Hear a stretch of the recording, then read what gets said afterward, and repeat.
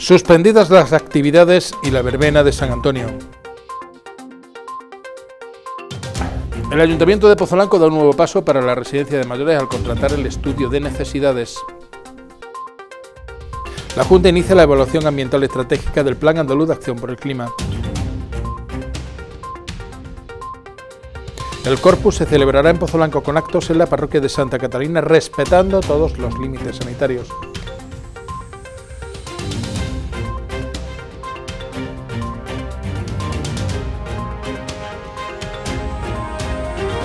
Señoras, señores, saludos, bienvenidos a Informativos 54, y es martes 9 de junio. Comenzamos, como es habitual, desde que comenzó la crisis sanitaria por la COVID-19, actualizando los datos de la pandemia. Señoras, señores, saludos, bienvenidos a Informativos 54, y es martes 9 de junio. Comenzamos con una noticia que, lo cierto es que llevábamos ya tiempo. Los datos acumulados en España son como siguen. Desde que comenzó la crisis se han diagnosticado un total de 241.966 casos, 84 de ellos en las últimas 24 horas. De ellos han precisado hospitalización 124.407, 149 en la última semana. Han tenido que ser ingresados en la UCI 11.614, 12 en la última semana, y han fallecido 27.136, 50 en la última semana. Centrándonos en Andalucía, se han diagnosticado un total de 12.799 casos, de los que 6.291 han precisado hospitalización, 773 han tenido que ser ingresados en la UCI, han fallecido 1.428 y se han curado 14.212. Ciñéndonos a la provincia de Córdoba, 1.349 casos positivos, 563 hospitalizados, 76 ingresados en la UCI, 117 fallecimientos y 1.546 curados.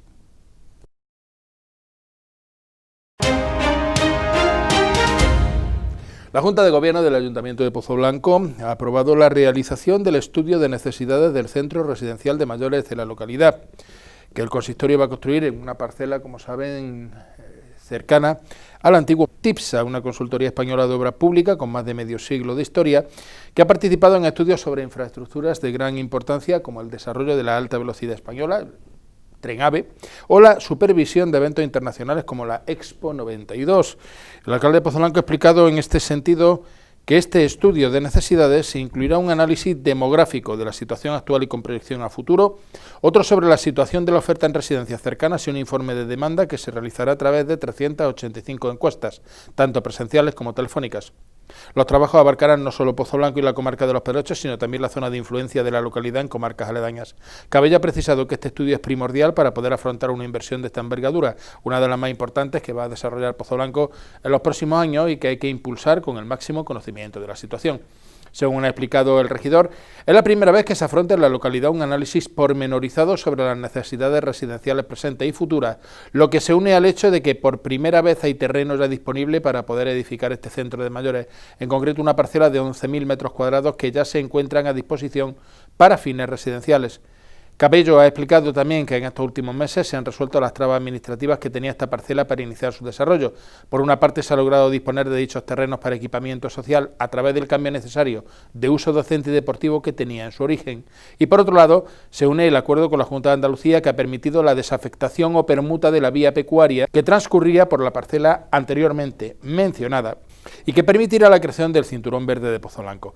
Por último, se han aprobado en estos últimos días la iniciativa privada para la gestión y urbanización del plan parcial que afectaba a dicha parcela, lo que ha permitido que se proceda a la contratación del estudio de necesidades una vez solventadas esas trabas técnicas y administrativas iniciales.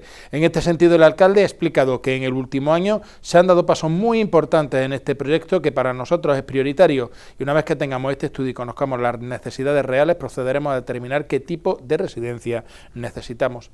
La concejala de Mayores, Anastasia Calero, ha avanzado que el plazo de ejecución es de 12 semanas, una vez que se produzca la reunión inicial entre el consistorio y la empresa para dar inicio a los trabajos. Las primeras 3 semanas, según ha explicado Calero, irán destinadas a la preparación de la aplicación tecnológica que se utilizará para contabilizar los datos de la encuesta, al diseño del cuestionario y a la formación del equipo de encuestadores. La segunda fase, que es la más extensa, abarcará 6 semanas, durante las cuales se realizará el estudio demográfico, el de plaza y la encuesta en sí. Por último, según ha explicado Calero, las 3 semanas finales profesionales se dedicarán al análisis de los datos obtenidos y la elaboración de las conclusiones. La concejal ha explicado por último que el documento final incluirá los citados análisis de demografía y población, oferta actual de plazas y de demanda presente y de proyección futura. También una interpretación de todo ello elaborada por 2 sociólogos especializados en este tipo de labores. Con este estudio de necesidades, que la concejala también ha calificado como esencial para poder avanzar con rigor hacia ese gran objetivo que es el centro residencial de mayores, se dará un paso decisivo previo a la construcción. La residencia de mayores es un proyecto histórico del Ayuntamiento que nunca se ha afrontado hasta la fecha, pese a que viene apareciendo en los presupuestos municipales desde hace una década.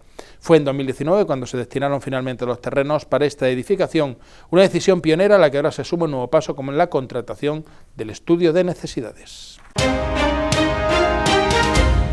Vamos con una noticia que lo cierto es que llevamos ya tiempo esperándose. Va dando tiempo para ver cómo progresa el tema de la desescalada, del confinamiento, etcétera, etcétera, pero lo cierto es que había algunas suspensiones que nos teníamos ya desde hace tiempo. El Ayuntamiento de Pozoblanco y la Cofradía de San Antonio de Padua han decidido de mutuo acuerdo la suspensión de la tradicional verbena y de todas las actividades lúdicas, deportivas y culturales previstas para el próximo fin de semana, debido a las circunstancias derivadas de la pandemia de coronavirus y a la necesidad de mantener esas medidas preventivas que disponen las distintas administraciones sanitarias. La cofradía ha explicado que dentro de las restricciones actuales sí que se va a mantener la actividad litúrgica, por lo que el sábado 13, día de San Antonio, la ermita va a estar abierta a los feligreses durante toda la jornada. Se celebrarán además 2 Eucaristías, una a las 9 y otra a las 11, las cuales se desarrollarán bajo las medidas de seguridad y prevención actualmente vigentes, por lo que el aforo será más bajo de lo habitual. Otra actividad que se mantendrá durante esa jornada será lo que tradicionalmente se conoce como el pan de los pobres, un acto que recuerda uno de los milagros más célebres que se atribuyen a este santo, descendiente de familia portuguesa. En esta ocasión los panecillos se repartirán en la ermita durante el día 13 e irán dentro de su correspondiente envase para extremar la prevención. Tanto el Ayuntamiento de Pozoblanco como la Cofradía de San Antonio de Padua agradecen la comprensión de los pozoalbenses y la labor desinteresada que decenas de personas realizan cada año para que se puedan celebrar las actividades que rodean esta fiesta. También confían en un pronto regreso a la normalidad y en que la verbena de San Antonio, tan característica del último tramo de la primavera pozoalbense, pueda celebrarse en 2021 bajo los criterios habituales. Y vamos a conocer algo más de los nuevos criterios, porque una de las cosas que parece que tenemos que ir asimilando es que esta crisis sanitaria de la COVID-19 va a marcar un antes y un después, que las cosas no van a ser como eran antes. Esperemos que algo hayamos aprendido. Ya tenemos normas para regir esa nueva normalidad. El Consejo de Ministros ha aprobado hoy el Real Decreto Ley que sienta las bases que van a regir esta nueva normalidad. Es un texto impulsado por el Ministerio de Sanidad y de Transportes, Movilidad y Agenda Urbana y mantiene la obligatoriedad de las mascarillas en la vía pública, en espacios al aire libre y en espacios cerrados de uso público o que se encuentren abiertos al público, así como los transportes en condiciones económicas no abusivas, añade. El incumplimiento de este artículo, o sea, ir sin mascarilla, será sancionado con multas de hasta 100 euros. Insistimos, hay que llevar mascarilla en la vía pública, en espacios al aire libre y en espacios cerrados de uso público que se encuentren abiertos al público y también en los transportes. Serán las comunidades autónomas y entidades locales a las que les correspondan las funciones de vigilancia, inspección y control. El Real Decreto de Medida Urgente de Prevención, Contención y Coordinación para hacer frente a la crisis sanitaria ocasionada por la COVID-19 establece que la autoridad competente delegada para la adopción, supresión, modulación y ejecución de medidas correspondientes a la fase 3 del plan de desescalada son las comunidades autónomas, salvo para medidas vinculadas a la libertad de circulación que excedan el ámbito de la unidad territorial determinada para cada comunidad. dicho de otra manera en Andalucía, se puede viajar con libertad entre las provincias. Son las comunidades autónomas las que tienen la competencia de adopción, supresión, modulación y ejecución de medidas. Una competencia delegada. Pero no pueden ir más allá del ámbito de la propia comunidad autónoma. ¿Me puede autorizar la Comunidad Autónoma de Andalucía a trasladarme a Murcia? No, dentro de la propia comunidad. Serán también las comunidades las que puedan decidir, con arreglo a criterios sanitarios y epidemiológicos, la superación de la fase 3 en las distintas provincias, islas o unidades territoriales de su comunidad. El Real Decreto recoge la declaración expresa de la COVID como enfermedad de declaración obligatoria urgente. Hay una serie de enfermedades que hay que poner en conocimiento de las autoridades pertinentes en cuando se tenga constancia de que existen. Es decir, si en nuestro centro de salud descubren que tenemos una gastroenteritis, no hay ningún problema. Pero si descubren que tenemos una serie de enfermedades, como por ejemplo el SARS 2002, como el ébola o como la COVID-19, tienen que dar notificación inmediata, declaración obligatoria urgente. Se introduce el deber de las comunidades autónomas de suministrar información cuando se produzcan situaciones de emergencia para la salud pública, para garantizar la adecuada coordinación entre las autoridades sanitarias y reforzar el funcionamiento del Sistema Nacional de Salud. Además, deben continuar facilitando los datos necesarios para el seguimiento y vigilancia epidemiológica de la COVID-19, así como la situación de la capacidad asistencial y necesidades de recursos humanos y materiales. Los servicios de salud van a garantizar que en todos los niveles de la asistencia y de forma especial en atención primaria se realizará a todo caso sospechoso una prueba diagnóstica por PCR u otra técnica de diagnóstico molecular tan pronto como sea posible desde el conocimiento de los síntomas, y que toda información se va a transmitir en tiempo y forma. Las comunidades autónomas deberán velar por garantizar un número suficiente de profesionales involucrados en la prevención y control de la enfermedad, su diagnóstico temprano, la atención a los casos y la vigilancia epidemiológica, así como crear planes de contingencia para asegurar una respuesta rápida y coordinada. En cuanto a los centros residenciales de personas mayores o con necesidades especiales, las administraciones competentes deberán garantizar la coordinación de estos centros y disponer de planes de contingencia por la COVID-19 orientados a identificar precozmente posibles casos entre residentes y trabajadores y entre las personas que pueden estar en contacto con ellos. Los establecimientos, medios de transporte o cualquier otro lugar, centro o entidad pública o privada en los que las autoridades sanitarias identifiquen la necesidad de realizar trazabilidad de contactos, tendrán la obligación de facilitar a las autoridades sanitarias la información de la que dispongan relativa a la identificación y datos de contacto de las personas potencialmente afectadas. Las medidas de prevención e higiene, por ejemplo, la obligatoriedad de usar mascarillas siempre que no se garantice la distancia interpersonal, que sigue siendo la mejor forma de evitar contagios, esa distancia de 2 metros. Como decimos, la obligatoriedad de usar mascarillas, siempre que no se pueda tener esta distancia, continuará vigente en el periodo de nueva normalidad. Se mantiene la obligación de llevar mascarilla en medio de transporte aéreo, marítimo, autobús o por ferrocarril, así como los transportes públicos y privados complementarios de viajeros en vehículos de hasta 9 plazas, incluido el conductor, si los ocupantes de los vehículos de turismo no conviven en el mismo domicilio. No vale que sean de la misma familia. Cuando hablamos de que convivan en una unidad familiar, estamos hablando de las personas que viven en la misma casa, en el mismo piso. Si nos juntamos con nuestro primo, con nuestra cuñada, que vive en otro sitio, hay que llevar mascarilla. En transporte marítimo se adapta la obligación a las particularidades de este modo de transporte. Se contempla la adopción de medidas de prevención e higiene en el entorno de trabajo, tales como ordenación de los puestos de trabajo u organización de los mismos para evitar aglomeraciones, así como en los establecimientos comerciales, centros residenciales de carácter social o actividades de hostelería y restauración. El Real Decreto incorpora medidas necesarias para garantizar la disponibilidad de mascarillas quirúrgicas, geles hidroalcohólicos y otros productos sanitarios necesarios para la protección de la salud. El stock o las cantidades suministradas de los medicamentos considerados esenciales en la gestión de la crisis sanitaria tendrá que ser comunicado a la Agencia Española de Medicamentos y Productos Sanitarios para garantizar en todo momento el abastecimiento. Cuando exista una situación de excepcionalidad sanitaria o cuando la situación de vulnerabilidad del paciente lo requiera, las comunidades autónomas podrán establecer las medidas oportunas para la dispensación de fármacos de forma no presencial.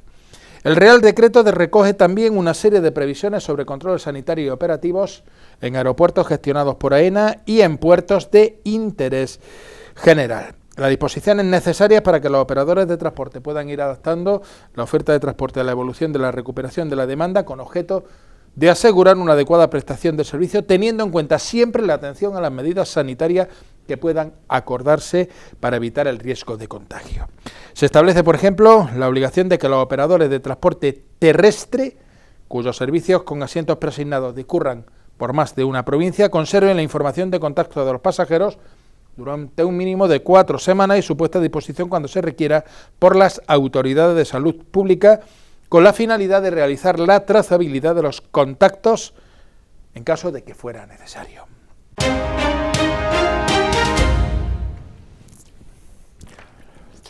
Decíamos que esperamos haber aprendido algunas cosas durante esta pandemia. El hecho de estar tantísimo tiempo en casa pues nos hace dedicar un tiempo a cosas que antes, bueno, con la bulla, pues no. La empresa provincial de residuos y medio ambiente, Premasa, de la Diputación de Córdoba, ha dado a conocer los datos relativos a la evolución de la recogida de residuos municipales domésticos durante los primeros 4 meses de 2020, etapa que coincide con la declaración del estado de alarma, y se ha comparado con años anteriores. Pues bien, el primer dato a destacar, según el presidente de Premasa, Francisco Palomares, es que el total de residuos domésticos recogidos ha continuado subiendo hasta llegar a las 45.196 toneladas. Esto supone un 2% de incremento respecto al mismo periodo del año anterior. En total, cada cordobesa ha generado 1,2 kilos de residuos domésticos diarios. Todo ello teniendo en cuenta que había un estado de alarma que introducía una singularidad, el confinamiento de la población y una casi parálisis total de la actividad. En cuanto a la recogida selectiva, el análisis de los datos arroja que la de envases ligeros en el contenedor amarillo ha subido un 9,6%, la de papel cartón en contenedores instalados en la vía pública un incremento del 15,36% y la de vidrio, a pesar del cierre de la hostelería, ha tenido una subida del 7,82%. Según Palomares, se ha incrementado la frecuencia de recogida de estos contenedores selectivos, generalizándose la recogida 2 veces por semana para la fracción de envases ligeros. En cuanto al papel cartón, la frecuencia llega a los 3 días semanales en los contenedores de mayor producción y se acompaña además de una mayor dotación de contenedores hasta las 1.357 unidades, lo cual implica una ratio de 282 habitantes por contenedor. En el primer cuatrimestre se han recogido 36.016 contenedores de papel cartón en todos los municipios gestionados por la empresa provincial frente a las 27.206 unidades del año anterior. Hablamos ahora de medio ambiente.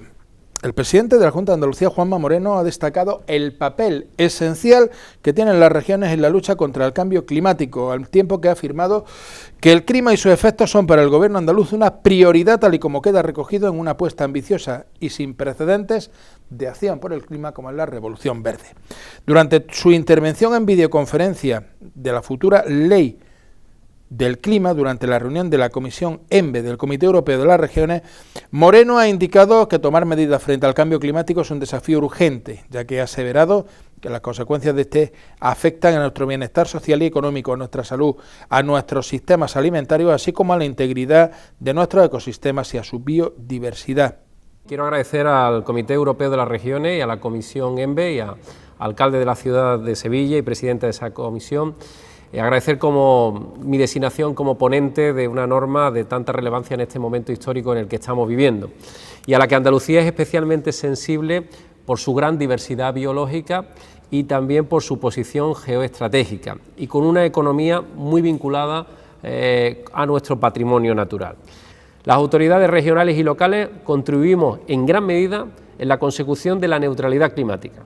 La definición de objetivos sectoriales debe contemplar rangos de consecución de objetivos que se ajusten a las realidades ambientales, sociales y económicas de los estados, tanto a nivel regional como local.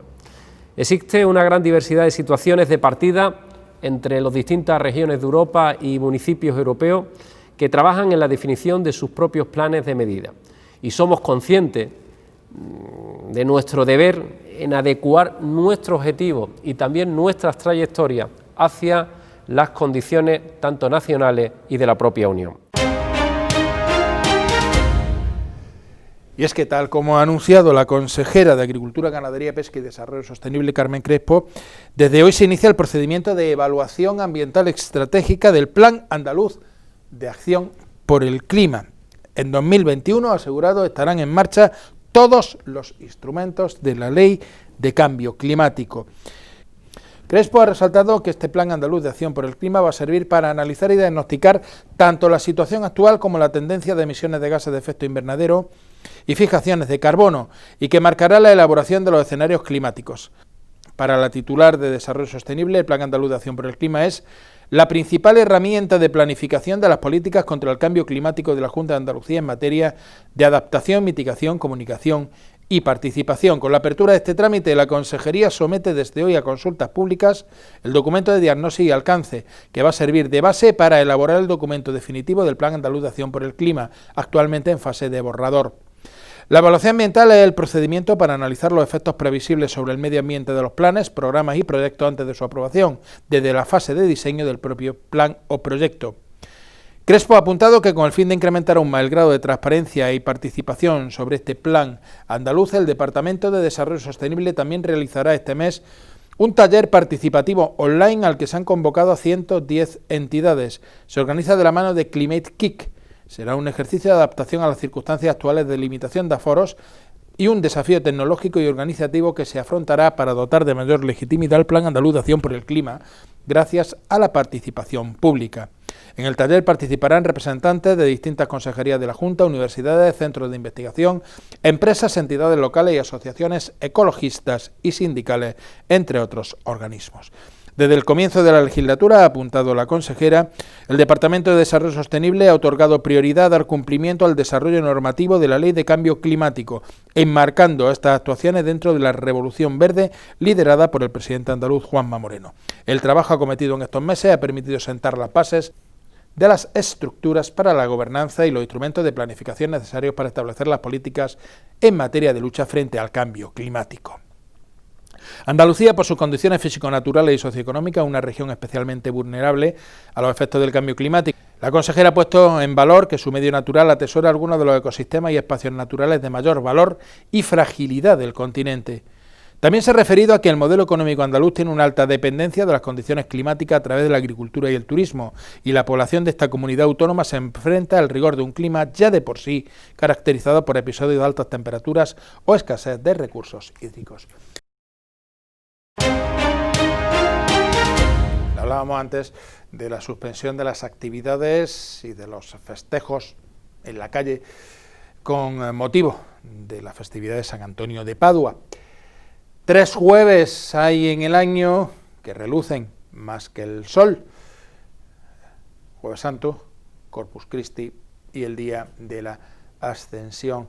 Este jueves sería el Corpus Christi, aunque como saben dejó de ser fiesta nacional hace ya algún tiempo, solo se conserva como fiesta local en algunas ciudades muy determinadas, Granada, Toledo, etcétera. En Pozo Blanco habitualmente el Corpus se celebra el domingo.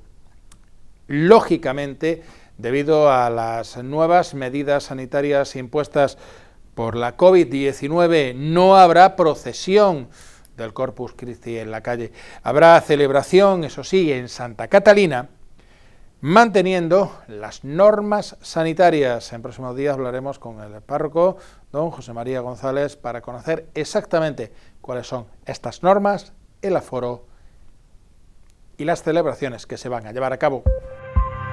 Antes de despedirnos, repasamos los titulares de la jornada.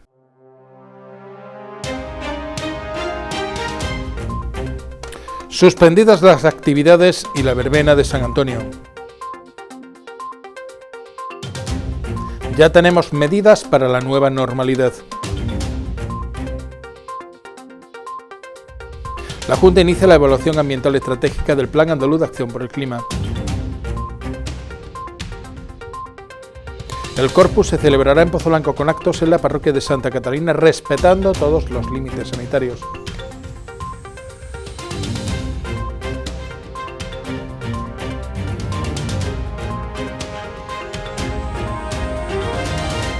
Ha sido todo por nuestra parte. Volvemos con más información de Pozoblanco y comarca. Este virus lo paramos entre todos. Ya queda poco.